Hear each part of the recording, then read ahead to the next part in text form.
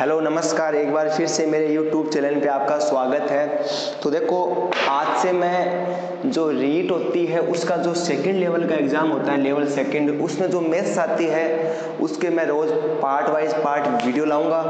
जो स्टूडेंट रीट की तैयारी कर रहा है, जो मित्र रीट की तैयारी कर रहा है, जिसको मैथ्स पढ़नी है, तो YouTube चैनल है, इस पे रोज़ाना पढ़िए। ये नहीं कह रहा है कि एक पार्ट आएगा, जितना भी आपका रीट सेकंड लेवल का जितना भी सिलेबस है पूरा यहाँ पे मैं करवाऊंगा, ठीक है। तो जिसको पढ़ना है, और वैसे मैं बताऊं, देखो रीट सेकंड लेवल की फर्स्ट लेवल वाले बच्चे भी ये चैप्टर कुछ चैप्टर आप फर्स्ट लेवल वाले बच्चे भी पढ़ सकते हैं। तो देखो, आपको रोज़ाना कंटिन्यू रखने के लिए अगर आपका रिस्पॉन्स अच्छा रहेगा तो मैं रोज़ाना क्लास लेके आऊँगा। तो सब कुछ आपके रिस्पॉन्स पे डिपेंड है। अगर आपको मेरी क्लास अच्छी लगे तो आप शेयर करना, ठीक है। तो देखो, अपन रीट सेकंड लेवल के लिए मैथ्स विषय पढ़ेंगे, ठीक है। पूरा जब तक एग्जाम होगी मैं पूरा कोर्स करवा दूंगा मैथ्स का। फर्स्ट लेवल वाले भी पढ़ सकते हैं। तो आज जो अपन टॉपिक चालू करेंगे उस टॉपिक का नाम है वर्ग तथा वर्गमूल। टॉपिक है वर्ग तथा वर्गमूल।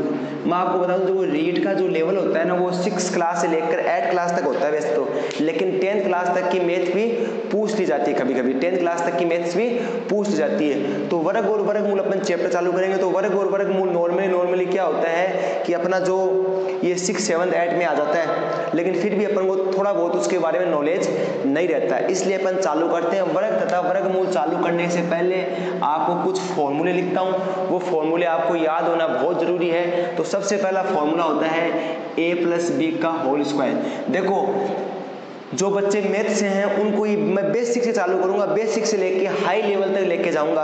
अब जो बच्चे मैथ्स के हैं, जो स्टूडेंट जो मेरे मित्र मैथ्स के हैं, उनको तो चीज़ें आसान लगेगी, क्योंकि बेसिक चीज़ें उनकी तो पढ़ी नहीं है, क्योंकि वो 11वीं 12वीं में साइंस पढ़ के आए, फिर BSc करके आए, तो उनको ये चीज़ें आसानी से लगेगी। लेकिन जो बच्चे बायोलॉजी से हैं, जो मेरे मित्र बायोलॉजी से हैं, जो अदर सब्जेक्ट से लेवल फर्स्ट का भी दे रहे हैं, तो उनको ये चीज़ें क्या है कि थोड़ी टिपिकल लगेगी।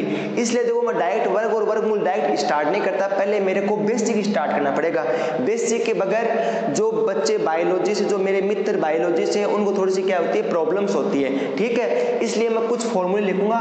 जो बच्चे मैथ्स के हैं उनको ये फॉर्मूले आसानी से आते हैं, तो उनको थोड़ा बहुत कोऑपरेट करना पड़ेगा, ठीक है। तो a+b का होल स्क्वायर का फॉर्मूला होता है a² + 2ab + b²। साथ साथ आपको लिखते जाना है पूरे। जिसको नोट्स बनाने नोट्स बना लेना, फिर भी आप बोलोगे तो मैं PDF नीचे प्रोवाइड करा दूंगा लिंक में ना, ठीक है। इसके बाद फॉर्मूला आता है आपका a - b²। तो इसका फॉर्मूला होता है a² - 2ab + b², ठीक है। इसके बाद आपका फॉर्मूला आता है a² - b²। तो इसका फॉर्मूला होता है, एक बार प्लस कर दो a + b a - b। देखो, फॉर्मूला का कोई ट्रिक नहीं है, ये फॉर्मूले आपको सिर्फ और सिर्फ क्या करने पड़ेंगे, याद ही करने पड़ेंगे। अगला फॉर्मूला आपका है a³ + b³। तो a³ + b³ कितना होता है, a + b a² + b² - ab। अगला फॉर्मूला अगर a³ + b³ है तो फॉर्मूला कौन सा आएगा, a³ - b³।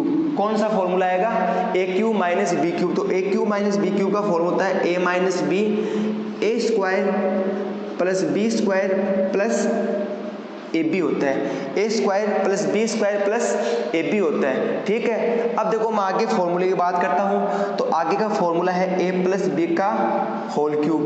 a + b का होल क्यूब। तो a + b का होल क्यूब होता है a³ + b³ + 3ab a + b। देखो, ये फॉर्मूला कई बच्चों ने ऐसे भी पढ़ा है। कैसे पढ़ा है कि इस फॉर्मूले को कई बच्चों ने ऐसे पढ़ा है कि a³ + b³ + 3a² b + 3ab²। तो ये फॉर्मूला भी सही है। मैंने यहाँ पे कुछ नहीं किया, यहाँ पे मैंने 3a कॉमन लिया, इसलिए ये 3ab + a + b बच गया। तो आपको ये 1 2 3 4 5 6 फॉर्मूले आपको उतार लेने हैं। जिसको उतारना वो उतार लो, वीडियो पॉज करके आपको उतारने हैं। उसके बाद मैं अगला फॉर्मूला लिखता हूँ, इनको मिटा के। तो इसको मिटा के मैं अगला फॉर्मूला लिख देता हूँ फटाफट। तो आपको पहले ये फॉर्मूले इसलिए देखो, ये फॉर्मूले नॉर्मली वर्ग तथा वर्गमूल में तो नहीं आते हैं, लेकिन जो आपके जितने भी टॉपिक हैं लेवल सेकंड में मैथ्स के, उनमें सारे ये फॉर्मूले काम के। इन फॉर्मूले के बगैर मैथ्स जो आपके जितने भी टॉपिक हैं वो पॉसिबल नहीं है। तो मैंने a + b का होल क्यूब तक लिख दिया था ना। अब आगे वाला फॉर्मूला है a + b + c² + 2ab + c² + 2ab। a minus b का होल क्यूब। आगे वाला फॉर्मूला कौन सा है, a माइनस बी का होल क्यूब, तो वो फॉर्मूला होता है a cube minus b cube minus 3ab और यहाँ होता है a माइनस बी, यहाँ पे कौन सा होता है a माइनस बी। ठीक है, आगे वाला जो फॉर्मूला आएगा आपके लिए a plus B plus C का whole square, A plus B plus C का होल स्क्वायर का होता है A square plus B square plus C square. अब देखो एक बार आप क्या करोगे 2ab लिख दो, अब जैसे मैंने यहाँ पे लिखा प्लस 2ab, अब ab तो आगे किसका लिख दो 2bc लिख दो, अब क्या बच गया sc के साथ बच गया तो क्या लिख दो 2sc। तो आपको 6 फॉर्मूले वो हो गए, 2 फॉर्मूले ये हो गए, तो आपको ये फॉर्मूले क्या करने हैं, याद करने हैं। जिसको उतारना है साथ साथ में उतार जाइए, वीडियो पॉज करके उतार जाइए। अब देखो मैं आगे वर्गमूल के लिए बात करता हूँ, तो मैं आगे पहले आपको जो स्क्वायर है उनकी बात करता हूँ। देखो आपको वर्गमूल याद करने के लिए आपको 1 से 20 तक के स्क्वायर याद होना बहुत जरूरी है। 1 से 20 तक के स्क्वायर याद होना बहुत जरूरी है। जो स्क्वायर होता है उसको क्या बोलते हैं, हिंदी में वर्ग बोलते हैं। क्या बोलते हैं, वर्ग।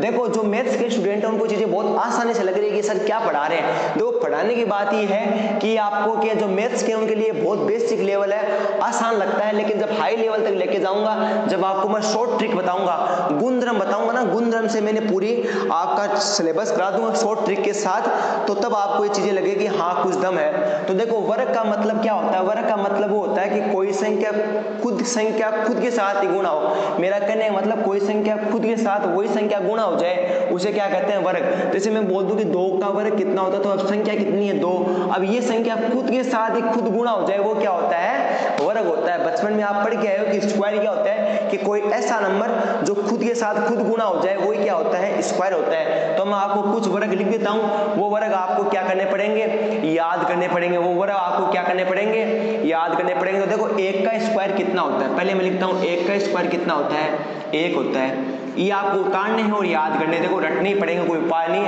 आप अगर 20 या 30 तक रट लोगे ना तो आपको आसानी हो जाएगी। 2 का वर्ग कितना होता है, 4 होता है। 3 का वर्ग कितना होता है, 9 होता है। 4 का वर्ग कितना होता है, 16 होता है। 5 का वर्ग कितना होता है, 25 होता है। 6 का वर्ग कितना होता है, 36 होता है। और 7 का वर्ग कितना होता है, 49 होता है। 8 का वर्ग कितना होता है, 64 होता है। ठीक है, इसके बाद देखो 9 का वर्ग कितना होता है, यहाँ लिखता हूँ 9 का वर्ग कितना होता है, 81 होता है। 10 का वर्ग कितना होता है, 100 होता है। 11 का वर्ग कितना होता है, 121 होता है। कितना होता है, 121 होता है। 12 का वर्ग कितना होता है, 144 होता है। 13 का वर्ग कितना होता है, 169 होता है। 14 का वर्ग कितना होता है, 14 का वर्ग 196 होता है। कितना होता है, 196।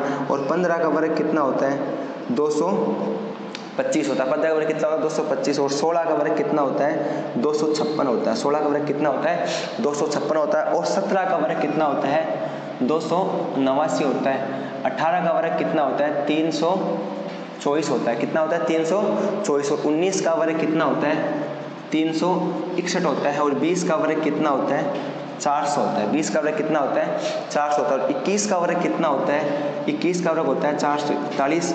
और 22 का वर्ग होता है 484। देखो आपको चाहे तो 20 तक तो आपको डेफिनेटली याद करने पड़ेंगे, आगे याद हो जाए तो आपकी इच्छा है। और तो 23 का वर्ग होता है 529 होता है। और 24 का वर्ग होता है 576 होता है। 24 का वर्ग कितना होता है, 576। फिर बात करते हैं 25 के वर्ग की, तो मैं इधर वाला मिटा देता हूँ।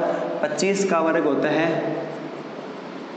625। और 26 का आपका वर्ग होता है 676। कितना होता है, 676। और 27 का आपका वर्ग होता है 729 होता है। कितना होता है, 729। और आपका 28 का वर्ग जो होता है वो 784 होता है।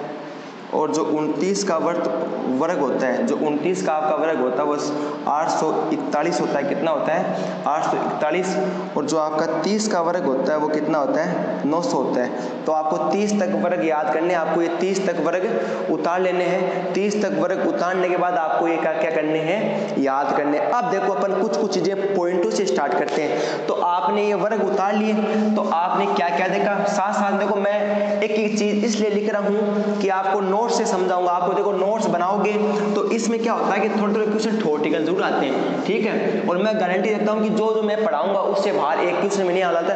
तो आपको आपने क्या देखा कि 1 4 9 16 और 25 ऐसे करते करते जो संख्या चली वो संख्या क्या होती है? पूर्ण वर्ग संख्या होती है। कौन संख्या होती है? पूर्ण वर्ग संख्या होती है। पूर्ण वर्ग संख्या है। जो संख्या 1 4 9 16 25 जो संख्या होती है वो कौन संख्या होती है? पूर्ण वर्ग संख्या होती है। तो आपको एक चीज ये ध्यान रखनी है कि 1 4 9 16 25 क्या होती है? पूर्ण वर्ग संख्या है। तो आपको मैं कुछ चीजें गुणधर्म के माध्यम से बताऊंगा। तो सबसे पहले आप हेडिंग डालो गुणधर्म, आप हेडिंग डालो गुणधर्म, और गुणधर्म हेडिंग डाल के आप 1 नंबर गुणधर्म लिखेंगे, 1 नंबर लगा के लिखेंगे। क्या लिखेंगे? कि पूर्ण वर्ग संख्याएं, पूर्ण वर्ग संख्याओं का इकाई अंक। अब देखो अपने क्या क्या लिखा था? अपने लिखा था 1 का वर्ग 1 लिखा था, 2 का वर्ग अपने 4 लिखा था, 3 का वर्ग अपने 9 लिखा था, और 4 का वर्ग अपने क्या लिखा था? 16 लिखा था, 5 का वर्ग अपने कितना लिखा था? 25 लिखा था, 6 का कितना लिखा था? 36, फिर अपने 49 लिखा था, फिर अपने 64 लिखा था, फिर अपने 81 लिखा था, और फिर अपने 100 लिखा। तो अब देखो इनका इकाई अंक क्या आ रहा है? यहाँ पे क्या आ रहा है? इकाई अंक 0। तो आप मैं क्या लिख रहा हूँ कि पूर्ण वर्ग संख्याओं का इकाई अंक कितना होता है? तो 0। फिर देखो यहाँ पे क्या आ रहा है? 1 आ रहा है। तो पूर्ण वर्ग संख्याओं का इकाई अंक क्या होता है? 0 1, और फिर क्या आता है? 4। कहीं 5 भी है क्या? बिल्कुल 5 भी है। और कहीं 6 भी है क्या? देखो 6 ये रहा, है कि नहीं है? 6 है, 6 के बाद 7 तो है नहीं, उसके बाद क्या है आपका? 9 है। तो आप लिखेंगे कि पूर्ण वर्ग संख्याओं का इकाई अंक, पूर्ण वर्ग संख्याओं का इकाई अंक क्या क्या होता है? 0 1 4 5 6 9। 0 1 4 5 6 9 होता है कि नहीं होता है? लेकिन एक चीज जरूर ध्यान रखना, मैं कह रहा हूं कि पूर्ण वर्ग संख्याओं का इकाई अंक 0 1 4 5 6 9 होता है। लेकिन मैं ये नहीं कह रहा हूं कि जो संख्या होती है, कोई भी नंबर्स होता है, अगर उसका इकाई अंक 1 0 या 5 या 4 या 6 या 9 हो तो वो पूर्ण वर्ग संख्या होती है। ये जरूरी नहीं है कि जिनका इकाई अंक 0 1 4 5 6 9 होती है वो पूर्ण वर्ग संख्या होती है। ये कोई जरूरी नहीं है। मैं ये कह रहा हूं कि जो पूर्ण वर्ग संख्या होती है उनका जो इकाई अंक होता है वो हमेशा क्या होता है? 0 1 4 5 6 9। बच्चा क्या सोचता है कि रट लेता है, कहीं कहीं क्वेश्चन आ गया, कुछ भी क्वेश्चन अगला दे दे, कि जरूर थोड़ी अगला क्वेश्चन दे 25 26, अगला क्वेश्चन दे 25 26। क्या ये पूर्ण वर्ग संख्या है क्या? कोई जरूरी नहीं है। लेकिन बच्चा क्या सोचता है? सर आपने बोला था कि जिस जो संख्या होती है उसका इकाई अंक 6 होता है वो पूर्ण वर्ग संख्या होती है। नहीं, मैं ऐसा नहीं कह रहा, मैं ऐसा कह रहा हूं कि पूर्ण वर्ग संख्याओं का इकाई अंक हमेशा क्या होता है? 0 1 4 5 6 9 होता है। लेकिन मैं ये नहीं कह रहा हूं, देखो लैंग्वेज में फर्क है, मैं ये नहीं कह रहा हूं कि 0 1 4 5 6 9 वाली पूर्ण वर्ग संख्या होती है। मैं तो कह रहा हूं कि पूर्ण वर्ग जो संख्या होती है उनका इकाई अंक क्या होता है? ये होता है। तो इसका पहला गुणधर्म आपको समझ में आ गया होगा, आसान सा गुणधर्म था, फिर मैंने अच्छे से समझाने की कोशिश की है। 2 नंबर हेडिंग डालो इसका दूसरा गुणधर्म। दूसरा गुणधर्म क्या है? कि पूर्ण वर्ग संख्याओं का इकाई अंक, पूर्ण वर्ग संख्याओं का इकाई अंक। अब देखो यहाँ पे 0 आ गया, 1 आ गया, क्या बच गया? 2 बच गया, 1 क्या बच गया आपका? 3 बच गया, और 1 क्या बच गया आपका? 7 बच गया, 1 क्या बच गया आपका? 8। नहीं हो सकता है। पूर्ण वर्ग संख्याओं का इकाई अंक 2 3 7 8 नहीं होगा। तो आपका दूसरा जो गुणधर्म क्या हुआ? नहीं हो सकता, ठीक है ना। अब देखो अपन बात करते हैं इसके 2 गुणधर्म के बाद मैं तीसरे गुणधर्म की बात करता हूं। वो गुणधर्म आप ध्यान से पढ़ना, 2 गुणधर्म आप उतार लो आसानी से। आपको मैं कह रहा हूं कि पूरी लैंग्वेज के साथ पूरा सिलेबस कराऊंगा रीड का, तो आपको पूरा चीजें ध्यान रखनी है। अब जो मैं इसके जो तीसरे गुणधर्म की बात करूंगा वो देखो, वो ध्यान से देखो। तीसरा गुणधर्म पहले मैं लिख देता हूं, फिर आप देखना कुछ अंक मैं लिख रहा हूं, आपको अभी कुछ समझ में नहीं आएगा तो बता दूंगा। कुछ अंक जोड़े को एक शब्द बोलते हैं युग्म। जोड़े के रूप में भी विद्यमान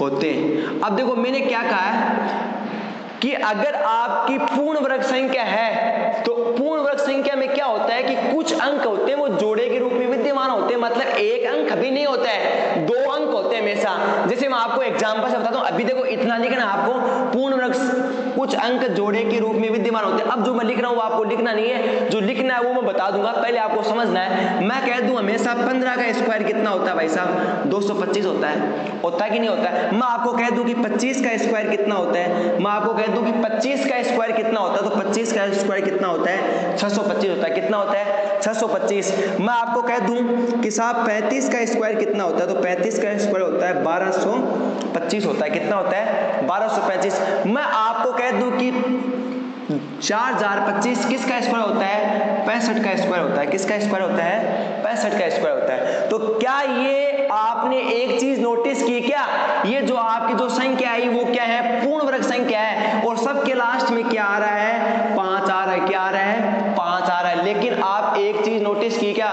5 के साथ क्या आ रहा है, 2 भी आ रहा है। क्या आ रहा है, 2। तो 5 के साथ यहाँ भी 2 आ रहा है, 5 के साथ यहाँ भी 2 आ रहा है, 5 के साथ यहाँ भी 2 आ रहा है। तो देखो आपने एक चीज नोटिस की, मैंने लिखा कुछ अंक जोड़े के रूप में भी विद्यमान होते हैं। तो एक चीज नोटिस की, जो 5 जहां आएगा, अगर पूर्ण वर्ग संख्या के अंत में अगर पूर्ण वर्ग संख्या होगी तो उसके अंत में क्या आएगा, 5, और जहां पे 5 आएगा उसके साथ जोड़े के रूप में क्या आएगा, 2 आएगा। जोड़े के रूप में क्या आएगा, 2 आएगा। तो इसका जो पहला पॉइंट है, आपने तीसरा जो गुणधर्म लिखा था कि कुछ अंक जोड़े के रूप में विद्यमान होते हैं, तो इसमें आप नोट लगा के लिखे फर्स्ट, नोट लगा के लिखे फर्स्ट, और फर्स्ट नोट लगा के क्या लिखेंगे, क्या लिखेंगे कि पूर्ण वर्ग संख्या में 5 के साथ, तो आप ये भी लिख सकते हैं कि पूर्ण वर्ग संख्या में इकाई अंक 5 होता है तो दायिका अंक कितना होगा, 2 होगा। लेकिन आप ऐसे लिख लें, पूर्ण वर्ग संख्या में 5 के साथ हमेशा कितना आएगा, 2 तो आएगा ही आएगा। कितना आएगा, 2 आएगा ही आएगा। तो आप इसके एग्जाम्पल लिख लें साथ साथ में, एक आप एग्जाम्पल लिख लें कितना, 25 का स्क्वायर लिख लें कितना, 625 लिख लें। आप लिखना चाहो तो 35 का स्क्वायर लिख लें कितना, 1225, और आप चाहो तो 65 का स्क्वायर भी लिख सकते हैं। 2 एग्जाम्पल बहुत होते हैं। अब देखो अगला गुणधर्म स्टार्ट नहीं करा, नोट 2 लगा के देखो मैंने क्या कहा कि आपको कहा कि 5 के साथ जोड़े के साथ क्या आएगा, 2 आएगा। क्या आएगा, 2 आएगा। अब मैं आपको एक चीज बताऊं, आपने एक चीज नोटिस की क्या, क्या मैं बोला हूं 10, क्या आया 10 पूर्ण वर्ग संख्या है क्या, नहीं है। 20 पूर्ण वर्ग संख्या है क्या, नहीं है। मैं लिखूं 30 पूर्ण वर्ग संख्या है क्या, नहीं है। लेकिन मैं लिखूंगा 100, कितना लिखा, 100 पूर्ण वर्ग संख्या है। मैंने लिखा 200 पूर्ण वर्ग संख्या है। मैंने लिखा 300, नहीं लिखूंगा 300 का, मैं आपको बताऊंगा क्या है। मैं लिखूंगा 400 पूर्ण वर्ग संख्या है। तो आपको जो नोट फर्स्ट लगा के लिखा उसके नीचे आपको क्या लगा के लिखना है, नोट सेकंड। क्या लगा के लिखना है, नोट सेकंड। और नोट सेकंड में आपको क्या लिखना है कि पूर्ण वर्ग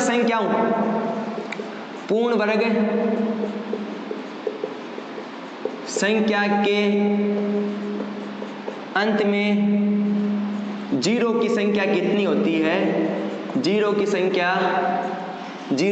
कितनी होती है, या तो 2 होगी या 4 होगी या 6 होगी या 8 होगी या 10 होगी।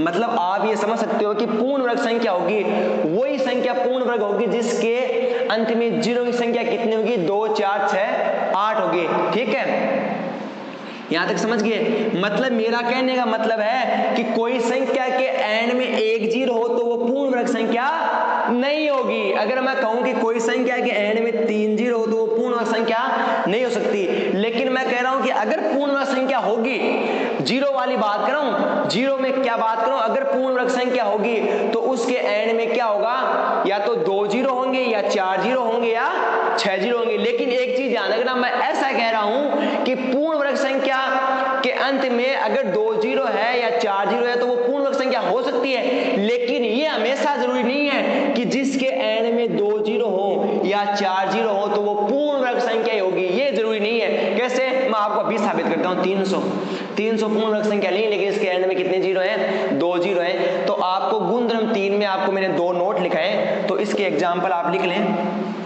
इसका एग्जाम्पल आप लिख लें 100 और फिर उसका एग्जाम्पल लिख लें आप 400, ठीक है। और भी अगर बड़ा एग्जाम्पल लिखना आप तो आपको इसका लिख लें 16,000, यार इसके एक बिंदी लगा दे, 4 जीरो हो गए, तो आप इसके एग्जाम्पल लिख लें। तो आपके गुणधर्म कितने हो गए, 3। अब बात करता हूँ गुणधर्म नंबर 4 की। तो गुणधर्म नंबर 4 की बात करता हूँ फटाफट बिना रुके, तो आपको ये साथ साथ में उतारते जाना है, आसानी से आपको समझ में आ रहा होगा। ऐसे ही मैं रोज पाठ लेके आऊंगा और आपको आसानी से समझा दूंगा। अब देखो गुणधर्म नंबर 4 की बात करता हूं, तो गुणधर्म जो 4 है वो क्या है मैं बताता हूं आपको। गुणधर्म नंबर 4, तो गुणधर्म नंबर 4 में आपको क्या लिखना है कि 2 क्रमागत पूर्ण वर्ग संख्या, 2 क्रमागत पूर्ण वर्ग संख्याओं के मध्य, 2 क्रमागत पूर्ण वर्ग संख्याओं के मध्य, मैंने वो वर्ड लिखा मध्य, कितनी प्राकृत संख्याएं, कितनी प्राकृत संख्या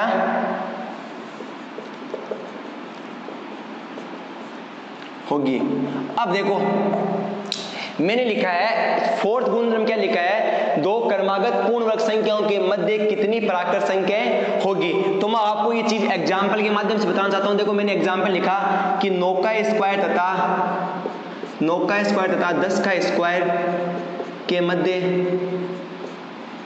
प्राकृत संख्याएं, मैंने एग्जाम्पल लिखा है कि 9 का स्क्वायर तथा 10 का स्क्वायर के मध्य प्राकृत संख्या है। तो मैंने ये नहीं कहा है कि 9 भी शामिल होगा और 10 भी होगा, मैं कह रहा हूं इनके मध्य आपने निकाला सर 81 और इसका होता है 100, आपने निकाला 81 और इसका कितना होता है 100।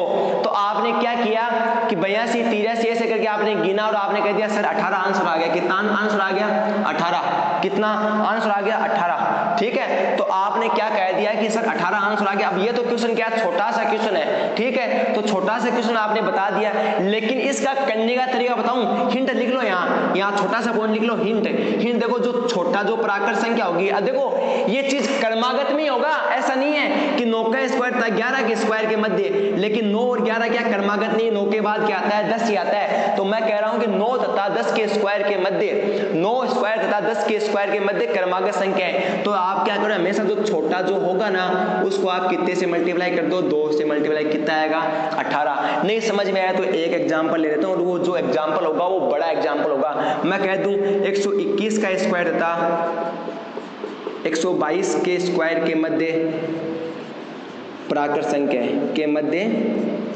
प्राकृत संख्याएं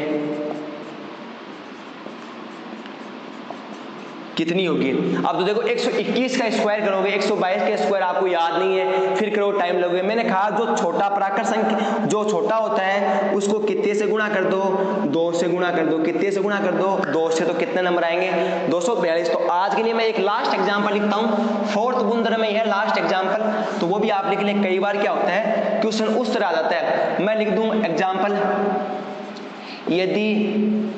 यदि n प्राकृत संख्या, यदि n प्राकृत संख्या, मैं कह दूं n एक क्या है प्राकृत संख्या है, तो n स्क्वायर तथा n+1 स्क्वायर के मध्य कुल कितनी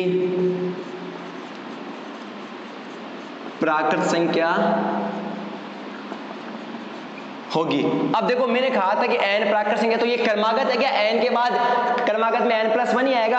तो मैंने कहा था कि जो छोटी संख्या है उसको 2 से गुणा कर दो, तो 2 को n से गुणा किया कितना आया 2n। तो आज के लिए इतना ही, गुणधर्म 5 कल से स्टार्ट करूंगा। आज अपने गुणधर्म कितने पढ़े 4। अगर आपको ये वीडियो पसंद आया तो आप क्या करेंगे, ज़्यादा से ज़्यादा शेयर कीजिए, आपने जो भी रीट की तैयारी करें उन बच्चों को सबको शेयर कीजिए।